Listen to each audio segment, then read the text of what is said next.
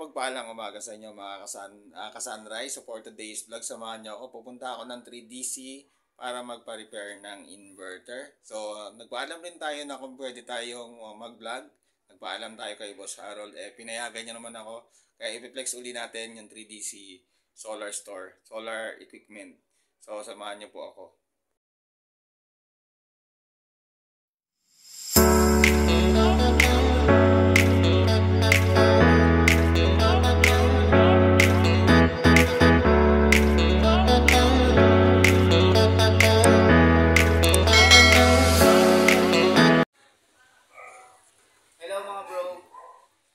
Pinakamagandang solar panel ngayon sa Philippines na available, ang EE Solar.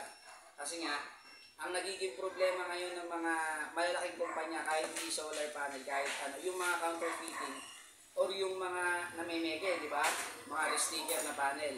Ang EE, nagawa niya ng paraan kasi naglagay siya ng NFC chips para magkaroon niya ng kakaiba or something na hindi mapipeke. Kasi mayroong app to na kapag ka in-scan mo, makikita mo talaga yung serial number na didiretso sa website nila na hindi peke. Pero yun ipakikita natin sa next vlog. Gusto ko lang i-flex yung EE na nagbigay na itong electric fan na napaka-effective, no?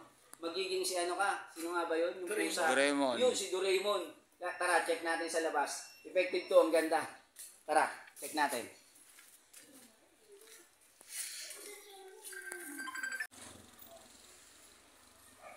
Bigay ko to ng free sa mga bibili ng marami.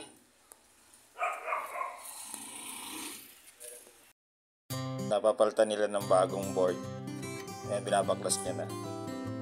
Kagandahan dito sa 3DC, meron silang technical support na once na nasira yung inverter, pwede mong papalitan ng board para magamit mo pa uli yung iyong inverter. So, natanggal niya na yung cover. So, papalitan niya na yan ng board. So, tatanggalin niya na yung board yan, mga ka-sunrise. Ayan, papalitan niya na. So, ito is wala na burado nito.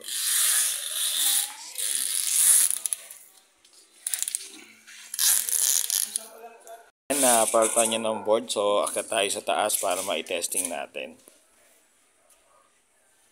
Ayan, nire-ready niya na para ma-testing na natin yung ating inverter na pina-repair. Hindi ko na lang edit ng word. So, testing natin to mga ka-sunrise. Testing for output.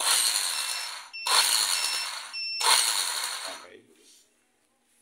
Ayan, naikabit na uli natin yung pina-repair natin na inverter sa 3DC. So, doon rin natin binili sa kanila to sa 3DC store. Ayan, tinesting na nila. Ayan, okay na yung output niya. May kuryente na uli sila. I-flex na rin natin yung 3DC Solar Battery German Technology. Mga ka-sunrise, plug and play na lang to. Ayan, ito yung kanyang physical appearance. Just na-install na sa inyong bahay. Ayan. Tapos pwede nyo lagyan ng green electricity. Ayan.